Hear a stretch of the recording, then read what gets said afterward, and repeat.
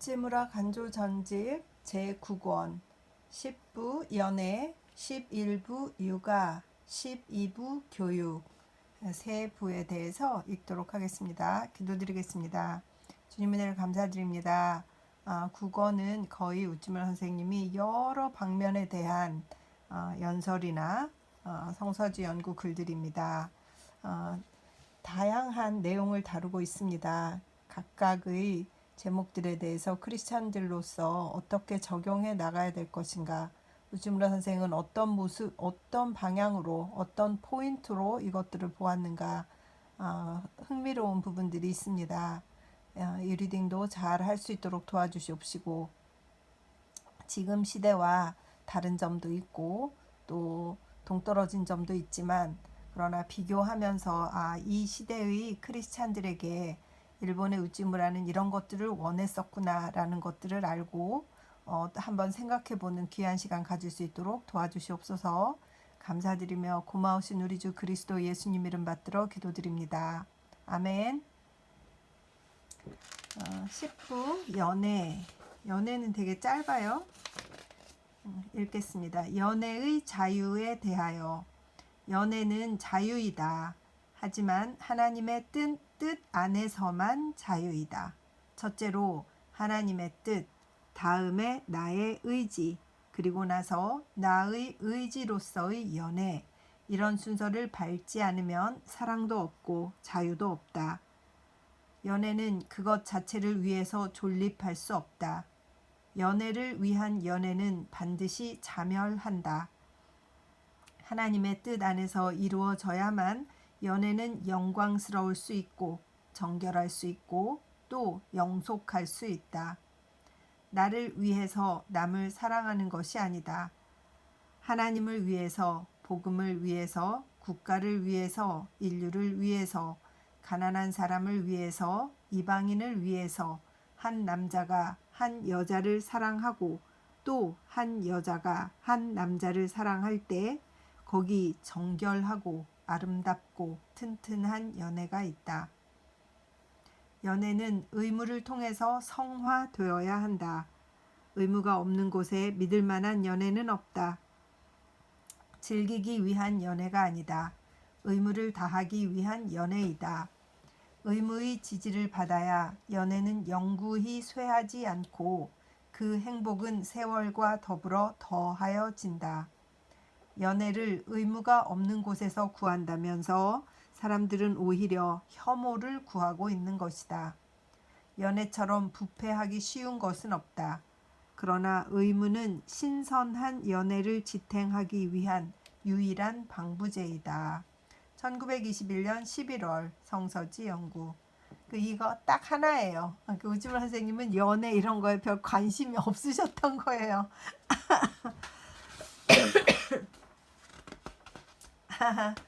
참 재밌네요. 육아. 성서의 육아법. 사랑은 노한다. 또 꾸짖는다. 노하지 않는 사랑은 거짓 사랑이다. 적어도 얕은 사랑이다. 자녀를 가진 어버이는 육아의 방법으로 다음과 같은 이스라엘의 지혜자의 말을 들어둘 필요가 있다. 초다를 참아 못하는 자는 그 자식을 미워함이라. 자식을 사랑하는 자는 근실히 징계하느니라. 잠언 13장 24절. 아이를 훈계하지 아니치 말라. 채찍으로 그를 때릴지라도 죽지 아니하리라. 그를 채찍으로 때리면 그 영혼을 음부에서 구원하리라. 잠언 23장 13절에서 14절. 채찍과 꾸지람이 지혜를 주거늘 임의로 하게 버려두면 그 자식은 어미를 욕되게 하느니라. 잠언 29장 15절. 주께서 그 사랑하시는 자를 징계하시고 그의 받으시는 아들마다 채찍질 하심이니라 하였으니 너희가 참음은 징계를 받기 위함이라. 하나님이 아들과 같이 너희를 대우하시나니 어찌 아비가 징계하지 않는 아들이 있으리요. 징계는 다 받는 것이거늘 너희에게 없으면 사생자요 참 아들이 아니니라. 히브리서 12장 6절에서 8절. 이와 같이 성서의 명백한 교훈이 있음에도 불구하고 많은 어버이는 사랑을 오해하고 매질을 아끼고 혹은 그것을 두려워하여 사랑하는 자녀의 영혼을 음부로 떨어지게 하고 있다. 매질을 가하지 않는 어버이는 그 자녀를 사랑하는 것이 아니라 미워하는 것이다. 1917년 9월 성서지 연구. 지금은 이런 얘기하면 우치무라 선생님 아마 잡혀가실 것 같아요. 때리는 것은 저는 뭐 100% 반대합니다. 특히 크리스찬이 매질은 하면 안 돼. 저는 거기에 아주 200% 확신하고 있고, 그 크리스찬 부모님이 자녀를 채찍으로 매질로 징계하신 자녀들이 부모님과 설사 그 부모님이 목사님이라고 하더라도 좋은 관계를 별로 갖는 것을 본 적은 없어요. 정말 사랑으로 키워야 되고 사랑으로 돌봐야 되고 말로 하고 많은 대화를 해야지. 갑자기 예전에 저렇게 말씀하셔서 매질들을 많이 했잖아요. 그래서 상처받은 영혼들이 얼마나 많습니까? 징계라는 그 범주에 가장 수준이 낮은 것이 매질이 아닌가 그런 생각이 듭니다. 저는 그렇게 생각하고 있습니다. 교육의 목적. 교육의 목적은 사람을 만드는 데 있다. 그 사람이란 학자나 지식인이나 성공자를 뜻하는 것이 아니다. 스스로 만족하여 남에게서 구할 필요가 없고 궁핍 속에 있으면서도 감사하고 만족하는 생애를 보낼 수 있는 사람이다. 우리 교육부는 국민 교육에 있어서 그러한 사람을 과연 만들었는가? 좋은 국민을 만들려고만 원하고 좋은 사람을 만들지 못했기 때문에 좋은 국민을 만들 수 없었던 것이 아닐까? 당국의 숙고를 바란다. 1929년 3월 성서지 연구. 이거는 한국도 지금 그 학생들이 얼마 전에 보니까 그 70대 노인을 막 이렇게 아주 연약하신 분 같던데 그 폐지 줍는 리어카를 빼앗고 무슨 이렇게 막대기 같은 걸 가지고 툭툭 건드리면서 노인한테 담배를 사오라고 이런 걸 시키고 싫다고 하니까 또 때리고 이런 것들을 보았어요. 우리나라 교육도 물론 채찍질을 하고 뭐 매질을 하고 이런 것에 동의를 하는 것은 아니나 사람을 만드는 교육에 이미 실패한 것이 아닐까 이런 생각이 들고 물론 뭐 그 아이들이 학생들을 다 대표하는 것은 아니라고 생각하고 아주 좋은 학생들도 많고 재능 있는 학생들 놀라울 정도로 훌륭한 학생들이 많이 있지만 그 학생들의 명예를 이런 몇몇 좋지 못한 학생들이 이렇게 깎아내리는 것을 볼 때 사람을 만드는 데 실패하는 교육 그것에 대해서 당국은 생각해야 된다. 교육부는 생각해야 된다. 계획이 있어야 된다. 이런 생각이 듭니다. 정말 특히 중고등 학생들이 그렇게 존경심이 없는 것, 어른들에 대해서 존중심이 너무 없는 것 이런 것들은 교육의 실패가 아닐까 그런 생각이 들어요. 계속하겠습니다. 교육이란 무엇을 말하는 것입니까? 교육이란 정부의 공무원, 해군의 장교나 사관, 대학, 중학의 교사, 관청의 납품업자, 의사, 기사, 그 밖의 월급쟁이나 돈벌이에 종사하는 사람을 만드는 것입니다. 나는 물론 현재 일본에서 일반적으로 행하여지고 있는 교육을 말하고 있습니다. 내가 묻고 싶은 것은 귀하 자신의 교육에 관한 의견입니다.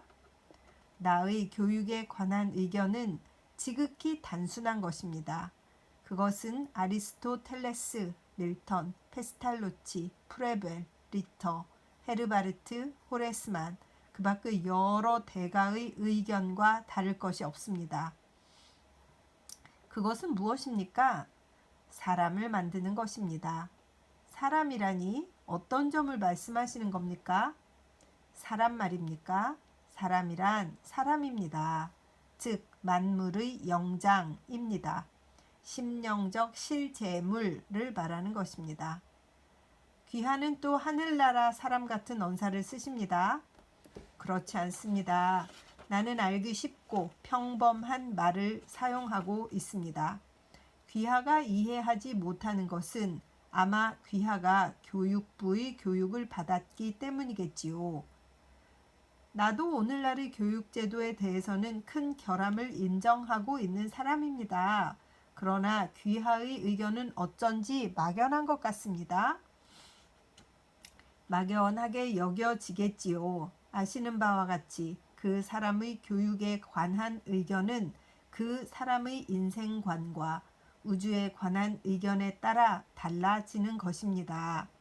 오늘날의 교육제도라는 것은 우리 국민이 가지고 있는 특유한 인생관의 결과라고 보아야 합니다. 그렇다면 귀하는 우리 국민의 근본적 인생관을 뜯어 고치지 않는 한 교육을 개선할 수 없다고 말씀하시는군요. 내가 이 문제에 대해서 가지고 있는 의견은 대체로 그렇습니다. 나를 놀라게 하는 것은 페스탈로치나 헤르바르터의 교육법을 그들이 가지고 있는 인류나 신이나 우주에 관한 사상을 조금도 가지고 있지 않는 우리 국민에게 적용하려고 한다는 사실입니다.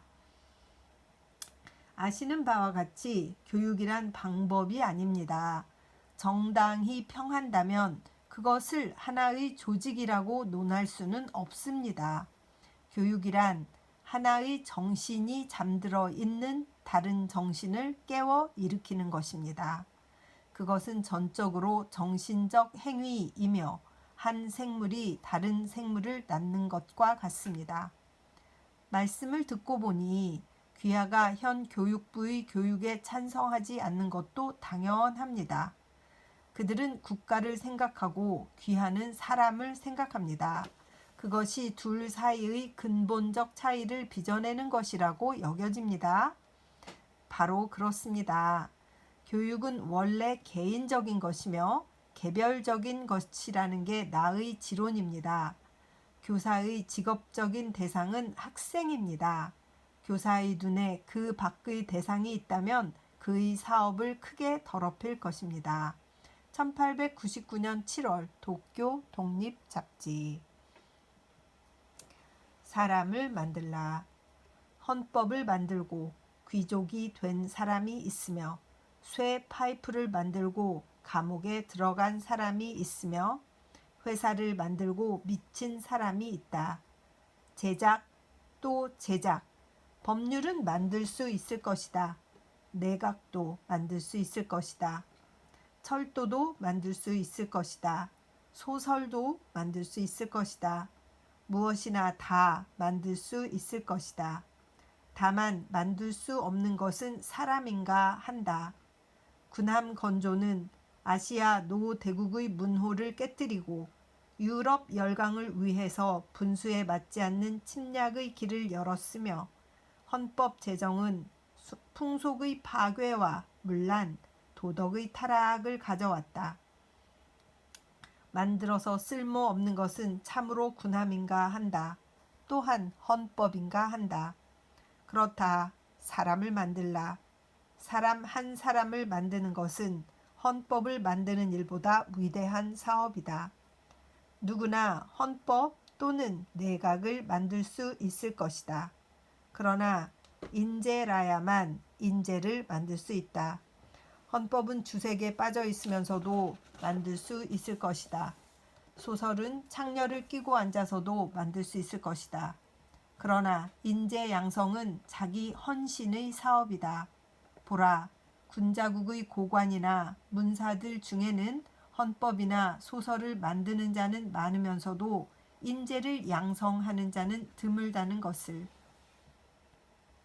나는 법률의 완벽을 기하다가 멸망한 나라가 있다는 말을 들었다. 괄호 열고 로마 제국과 같이 괄호 닫고. 군비가 정비되어 오히려 쇠퇴를 초래한 나라가 있다는 사실도 알고 있다. 17세기의 스페인과 같이. 하지만 인재가 충만하여 패퇴한 나라가 있다는 사실은 모른다. 일본 역시 완전한 법률과 정비된 군비 때문에 무너질 날이 없다고 할 수 없다. 하지만 믿음직한 인재가 일본에 가득 차 있어 보라. 일본의 장래는 후지산처럼 튼튼해질 것이다. 사람을 만들라. 그렇다. 인재를 만들라. 1898년 2월 만조부. 정말 다 맞는 말씀.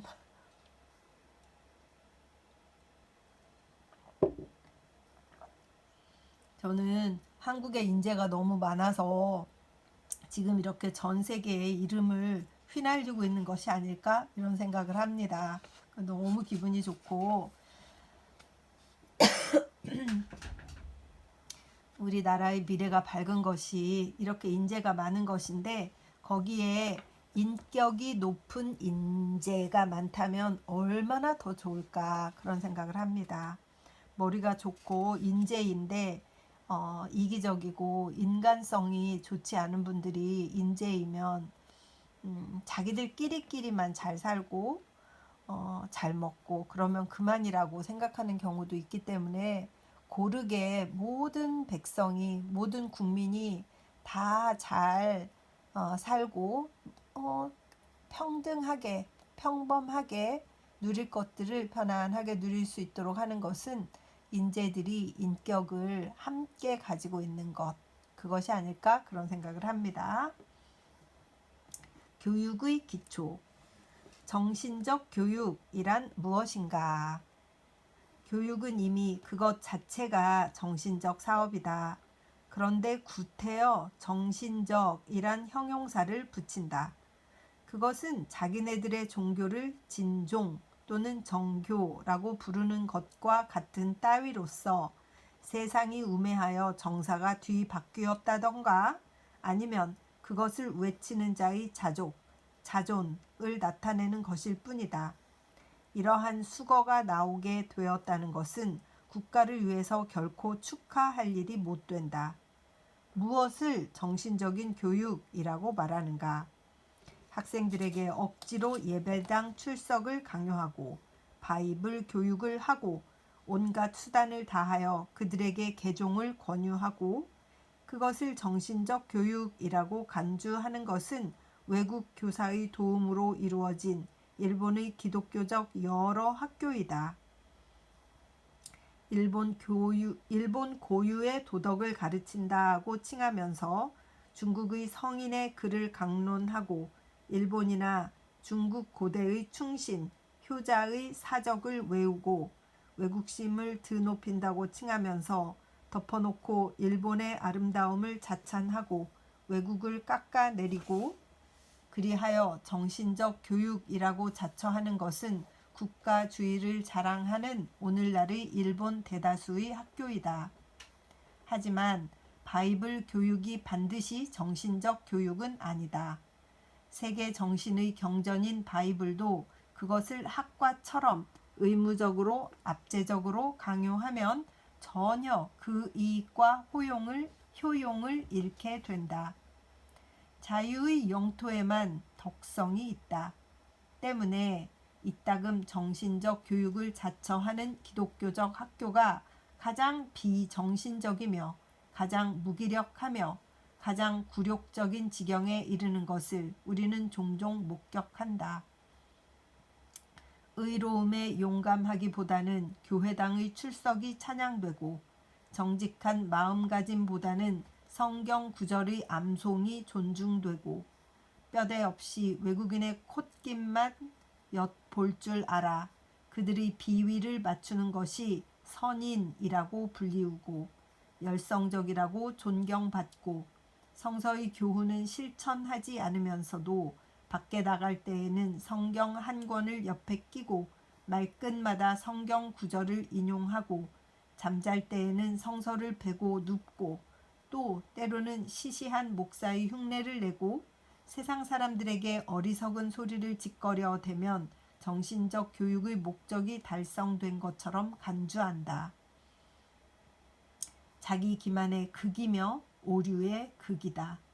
일본 사람들은 본능적으로 능히 기독교 학교의 졸렬함을 간파하여 그 직원들의 지식 수준이 높음이나 그 교구가 정비되었음에도 불구하고 유망하고 고결한 인사들 중에 그곳을 찾아 배우는 사람들이 해마다 감소하는 경향이 있는 것도 무리는 아니다. 선교사의 목적은 종교 전파에 있다. 그들이 교육 사업에 종사하는 자체가 이미 비정신적인 행위다. 그들의 교육 사업의 실적이 오르지 않는 것도 당연하다. 그들은 정신적 교육이라는 이름을 빌려 그들의 종교적 교육을 실시하고자 한다. 그것을 종교라고 칭하지 않고 정신이라고 말한다. 그들은 사회를 기만하고자 하는 것인가?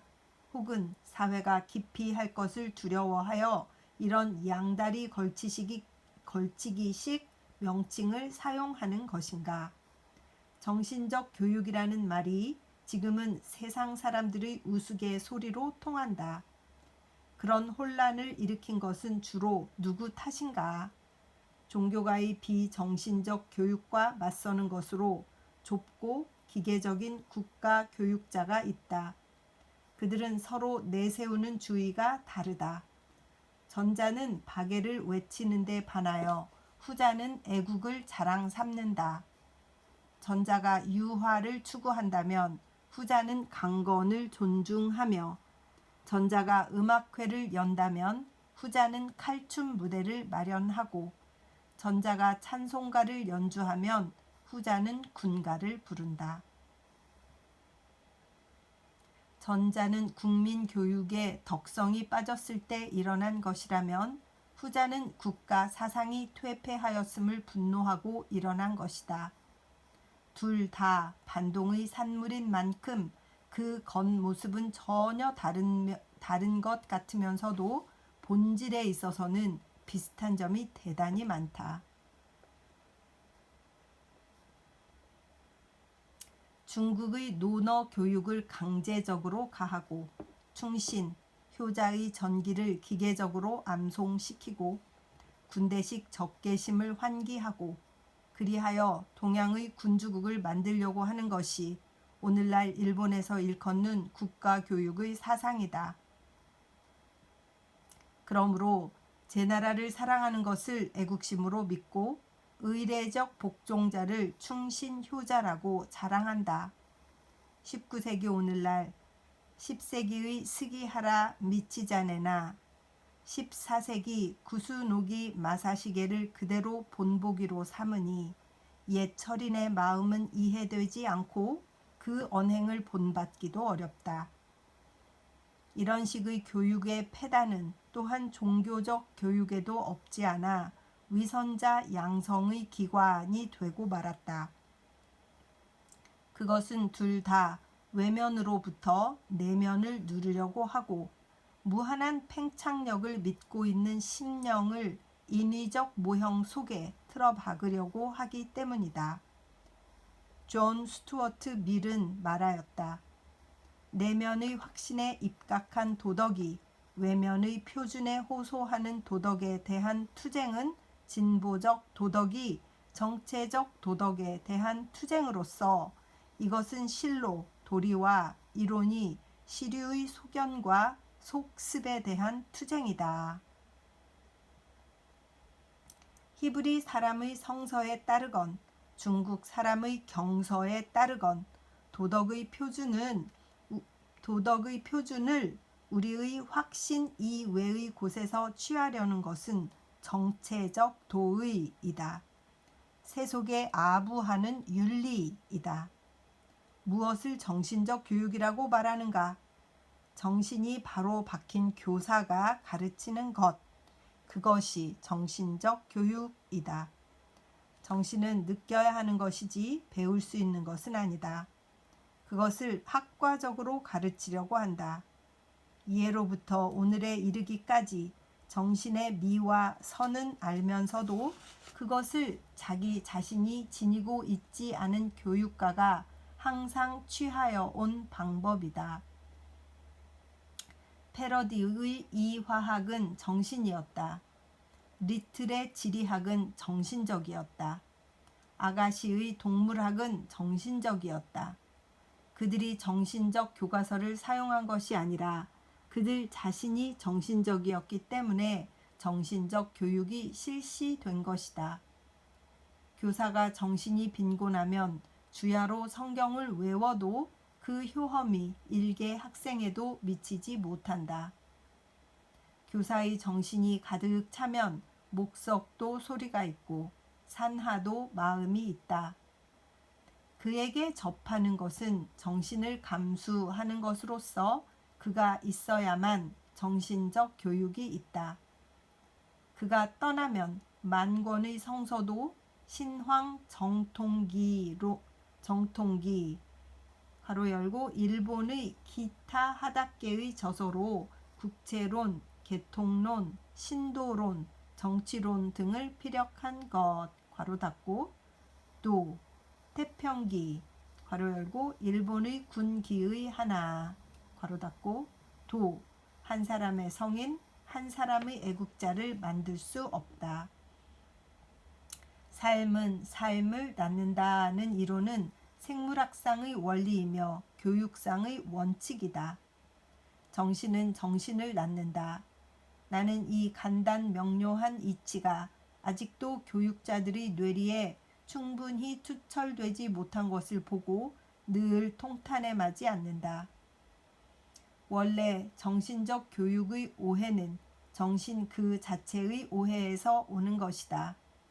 정신이란 반드시 비분강개하고 호언장담하여 우리의 감정에만 호소하는 것을 말하는 것이 아니다.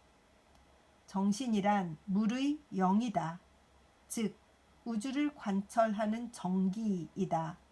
물리, 즉 physical law로서의 물질계에 나타나서 삶, life로서 동식물에 작용하여 도로서 영적인 인류를 지배하는 것이다. 즉 시인 워즈워드가 다음과 같이 읊은 것이 바로 그것이다. A spirit that impels all thinking things, all object of all thoughts, and rolls through all things.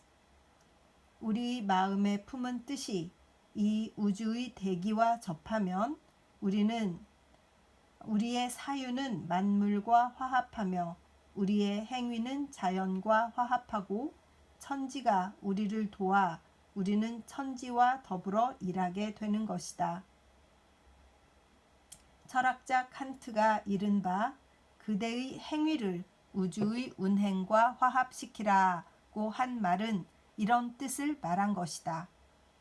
그러므로 물리학을 학구적으로 고찰하는 것도 정신적이다. 정직하고 정직하게 동식물의 특성을 탐구하는 것 역시 정신적이다.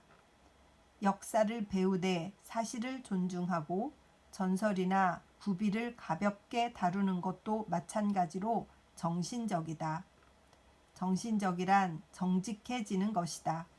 정의에 용감한 것이다. 진리에 충실한 것이다. 성실하고 겸손하고 대담한 마음으로 우주 만물에 대하는 것을 말한다. 즉 물을 통해서 물의 이치를 규명하되 물을 위해서 물을 연구하지 않는 것이다.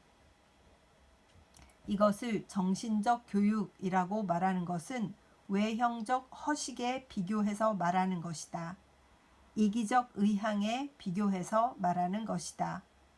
온갖 추한 것, 온갖 허술한 것, 온갖 더러운 것, 온갖 천한 것, 온갖 부실한 것, 온갖 허망한 것 모두 다 비정신적인 것이다. 교사가 불친절하거나 학생이 게을러서 학업이 향상되지 않고 연구가 진척되지 않으면 그것도 모두 다 비정신적이다. 정신적 교육이란 곧 정직하고 성실한 교육이다. 나는 정신적 교육을 이렇게 이해한다. 1895년 1월 국민지우.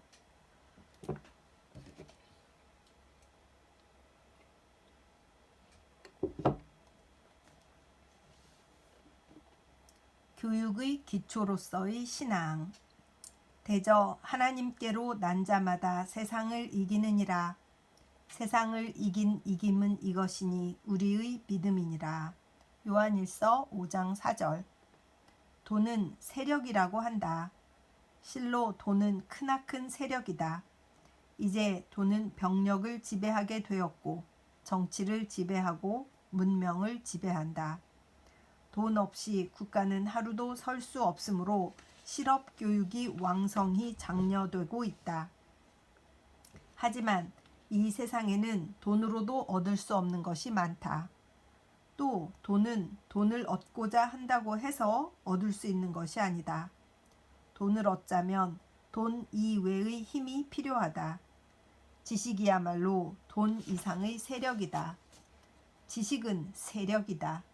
지식은 부를 이루고 행복을 증대한다. 지식은 자연을 정복하고 그것을 이용한다. 지식은 최대의 자산이다. 자산은 그것을 산이나 바다에서만 찾을 것이 아니다. 또 그것을 사람의 두뇌에서만 구할 것이 아니다. 국민의 지식을 개발하면 황무지를 개척하는 것보다 더한 이익이 있다. 하지만 지식은 한 사람의 모든 욕구를 채우기에는 부족하다. 지식은 과시하기 쉽다. 또 잘못을 범하기 쉽다. 지식은 두뇌를 개발하지만 마음을 개척하기엔 부족하다. 지식은 비사교적이다. 홀로 자족하게 된다. 지식을 교육의 기초로 삼으면 숱한 이기주의자를 만들 뿐이다. 그래서 한국이 지식을 너무 교육의 기초로 삼다 보니 이렇게 이기적인 그 결과물들, 학생들, 젊은이들, 또 뭐 나이 든 자들 할 것 없이 저를 포함해서 상당한 이기주의자로 만들어낸 것 같습니다. 저도 뭐 대단한 교육을 받지는 않았지만 그래도 교육을 받으면서 지식을 목표로 했지. 그리고 그 외의 것들은 약간 그러니까 국영수가 제일 중요한 과목이니까 그것은 지식을 위해서 하는 거잖아요. 언제나 뭐 윤리나 도덕이나 이런 것들이 그게 주 된 적이 없잖아요. 국어냐, 수학이냐, 영어냐, 뭐 과학이냐 이런 교육의 바탕은 지식이었어요. 그런 것이 결국 이렇게 저를 이기주의자로 만들고 그래서 신앙인의 길로 들어서는데 이렇게 갈등이 많고 이렇게 스스로 이렇게 resist 하는 거죠. 이렇게 저항하는 그런 게 더 많은 게 아닐까 그런 생각이 듭니다. 그러므로 지식에 다시 도덕이 필요한 것이다. 그래요. 그 위에 도덕이 필요한데 도덕은 사실 과목으로 제대로 치지도 않았잖아요.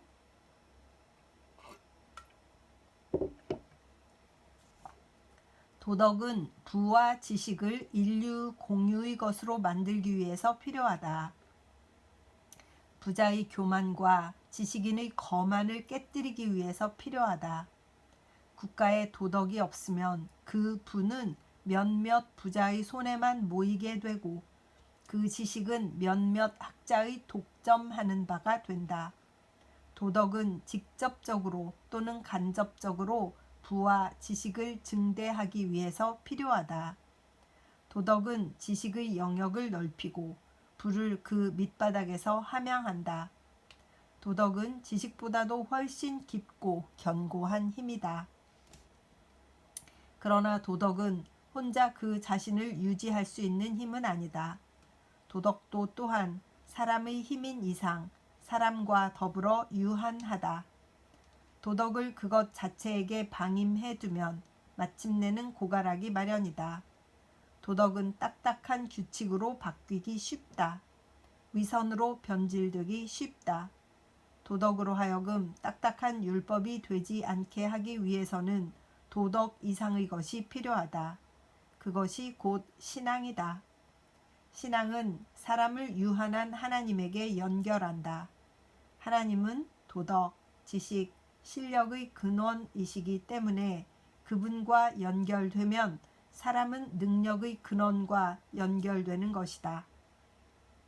그렇게 되면 규칙으로 자신을 속박하지 않고도 도덕을 유지할 수 있으며 사랑의 샘을 자신의 마음속에서 발견하고 억지로 노력하지 않더라도 생명의 물을 남에게 공급할 수 있게 된다.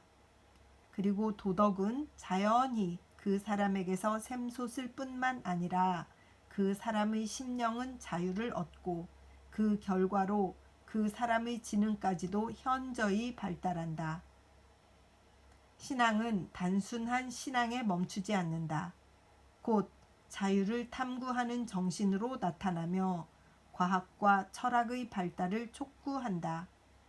그로 말미암아 산업이 왕성해지고 그로 말미암아 사업이 번성한다. 신앙의 지팡이로 딱딱한 마음의 바위를 두드리면 그 속으로부터 좋은 것이 나온다. 자금이 없고 지식이 없고 덕망이 없다고 해서 슬퍼할 것은 없다. 우리는 신앙으로서 그와 같은 모든 결핍을 보충할 수 있다. 우리는 신앙으로서 세상을 이기려는 것이다. 세상이 금력과 지식과 도덕으로 하고자 하는 일을 우리는 신앙으로 하려는 것이다. 그리고 우리의 이 희망이 결코 헛된 소망이 아니라는 것은 성서와 역사와 경험이 분명히 보여주고 있다. 1911년 1월 성서지 연구. 교육에 대해서 일본이나 한국이나 비슷한 교육제도, 비슷한 교육 커리큘럼 이런 것들이잖아요. 또 일본을 과거에는 한국이 많이 카피를 해서 그 제도도 들여오고 했었기 때문에 비슷하지 않았을까 이런 생각이 들고 지금 우리는 그래도 그 국민들이 똑똑하셔가지고 그리고 지혜로우셔가지고 또 초기에 한국에 들어오신 그 선교사들은 성서를 가르치려고 많이 애쓰신 분들이었기 때문에 우찌무라 선생님 책에 따르면 그래서 우리가 지금 일본보다는 나은 것 같아요. 뭐 제가 아는 것은 없지만 그래도 이미지가 지금 일본은 자연재해도 많고 코로나 대책도 제대로 잘 못 세우고 이번에 그 아프가니스탄에서 사람들 데리고 나오지도 못했잖아요. 한 명도 못 데리고 나왔다 이렇게 했고 또 자기들 그 직원들조차도 다 데리고 나오지 못했고 직원들이 아니라 그 일본인들 그곳에서 일하는 일본인들도 다 구해내지 못했고 지금 일본 극우의 그 기치가 당신들 일은 당신이 알아서 해. 당신이 돈 벌려고 거기 간 거 아니야? 그러니까 알아서 와. 이런 태도이고 국민들이 그것을 이상하게 생각하지 않는다는 거예요. 그래서 이번에 그 한국 대사관 직원들이 탈출했다가 다시 돌아가서 자국민들과 그 특별 기여자들 아프간에서 그 미라클 작전을 잘 수행한 것이 굉장히 지금 화제가 되는 것은 우리나라 국민들이 추구하는 것 가운데 의리, 이 정신적인 것, 우리를 도운 사람들은 우리가 책임진다라고 하는 높은 도덕, 그것에 대한 찬사가 아닐까 이런 생각이 들어서 참 그 애국심 뿜뿜이었습니다. 아주 기분이 좋았어요. 뉴질랜드도 한 200~300명 도착했다고 들었거든요. 이 나라도 아마 대우를 잘 해줄 겁니다. 단지 그 안에 또 이제 어떤 이상한 분자들이 들어있지 않기를 바라고 어떤 심사로 받는지 몰라도 뉴질랜드는 한국보다는 그 신분이 더 확실하지 못할 수가 있겠죠. 왜냐하면 한국으로 귀화 아니 그 탈출하신 분들은 한국인 병원에서 일했었던 의사, 간호사 이렇게 의료 종사자들이 많으시다고 하잖아요. 뭐 약사 이렇게 또 그들의 자녀들. 그래 여기는 아마 그 분배되는 만큼 받았을 것 같아요. 한 2, 300명 받았다고 들었는데 여기는 그 휴먼 라이트가 되게 법 중에서 가장 높기 때문에 그런 것을 자세히 검토해서 설사 그 자격에 조금 못 미친다고 해도 인도적으로 그들을 돌려보내지는 못할 거거든요. 그런 쪽으로는 여기가 훨씬 더 강해요. 인권 이런 게. 그래서 지켜봐야 될 일이다 이런 생각이 들고 또 여기도 반대하는 사람도 있고 또 찬성하는 사람도 있습니다. 그 터키인들 인터뷰하는 거 봤는데 이제 더 이상 자기들은 그 난민들이 안 왔으면 좋겠다. 왜냐하면 우리는 그 나라에 가지 않지 않느냐. 우리가 그 나라에 가면 그들이 돌보겠냐. 왜 우리는 그 돌볼 책임만 가지고 그들은 우리에게 어떤 책임도 지지 않는 것이냐라고 이렇게 반문하는 시민의 인터뷰를 보았는데 이유가 있다는 생각이 들었습니다. 그래서 참 세상이 서로 돕고 서로 구해주고 하는데 여러 가지 제약들이 있는 것 같고 그 참 염려스러운 일들이 자꾸 벌어지고 있는 것 이것에 대해서 참 답답함을 느낍니다. 우리 신앙인들이 더욱더 기도해야 될 일이 아닌가. 하나님이 정말 말세의 여러 가지 징조를 보이는 것들 중에 이런 것들이 나타나는 것은 아닐까 이런 생각도 들고 괜히 혼자서 이런저런 생각을 하게 하는 최근의 국제 정세와 또 오늘 이 교육에 대해서 특히 읽은 여러 가지 이런 부분들 도덕적인 것, 사상적인 것, 옳은 것, 지식이 아니라 인간이 되는 것 이런 것들 생각해보는 그런 시간이었습니다. 기도드리겠습니다. 주님 은혜를 감사드립니다. 지식을 목적으로 할 것이 아니라 그것보다 더 높은 도덕을 목표로 하는 교육 그 도덕은 주님께로부터 오는 아주 고상하고 가장 높은 수준의 도덕. 이것이 있을 때 진정한 교육의 산물인 그 학생들, 젊은이들이 더 좋은 사람이 되는 것. 그것이 교육의 목적이 아니겠느냐라고 우주무라 선생님이 이렇게 주장하신 것 같습니다. 주님 우리도 우리 스스로가 더 높은 수준의 도덕과 더 높은 수준의 배움과 더 높은 수준의 가르침과 이런 것들을 삶으로 실천하면서 살 수 있는 진정한 하나님의 백성들 될 수 있도록 인도하여 주시옵시기를 간절히 바라고 기도드립니다. 하나님 리딩을 듣는 분들을 사랑하고 축복합니다. 그들의 삶 가운데에서도 생각할 수 있는 소스를 던져주고 우리가 정말 한 인간으로서 살아감에 있어서 우리 예수 그리스도를 안 것 이것보다 더 큰 축복은 없는 것이니 예수 그리스도의 가르침대로 사랑을 실천하며 높은 도덕을 실천하며 살아갈 수 있도록 하여 주시옵시고 이것들이 내 힘으로 되는 것이 아니라 우리 성령님의 힘으로 된다는 것을 다시 고백합니다. 성령 충만한 삶으로 살 수 있도록 인도하여 주시옵시고 은혜 베풀어 주시옵시고 불쌍히 여겨 주시옵소서. 감사드리며 고마우신 우리 주 그리스도 예수님 이름 받들어 기도드립니다. 아멘. 사랑하고 축복합니다.